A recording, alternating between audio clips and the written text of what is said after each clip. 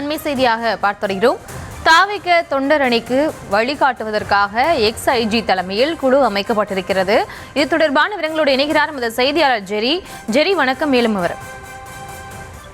வணக்கம்.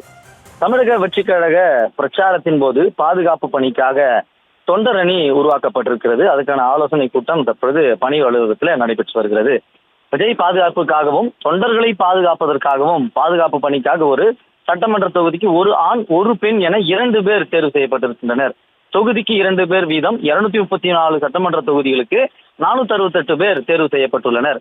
தொண்டர் அணியில தேர்வு செய்யப்பட்டுள்ளவர்கள் விஜய் பிரச்சாரம் செல்லும் இடங்களுக்கெல்லாம் பாதுகாப்பு பணிக்காக செல்வார்கள் எனவும் ஆலோசனை வழங்கப்பட்டிருக்கிறது.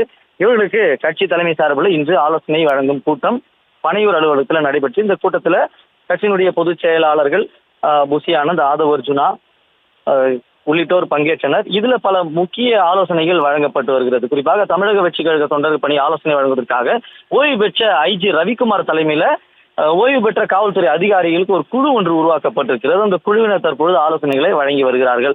ஓய்வு பெற்ற டிஎஸ்பி சஃபிபுல்லா, ஓய்வு பெற்ற எஸ்பி சிவலிங்கம், உதவி ஆணையராக இருந்து ஓய்வு பெற்ற அசோகன் உள்ளிட்ட 10க்கும் மேற்பட்ட காவல்துறை அதிகாரிகள் இந்த குழுவில் இடம்பெற்றிருக்கிறார்கள். பனையூரில் இன்று நடைபெற்ற இந்த கட்சியின் தொண்டரணி ஆலோசனை கூட்டத்தில் பங்கேற்ற இந்த குழுவினர் கிரவுட் மேனேஜ்மெண்ட் பற்றி அவர்களுக்கு ஆலோசனை வழங்கி வருகிறார்கள்.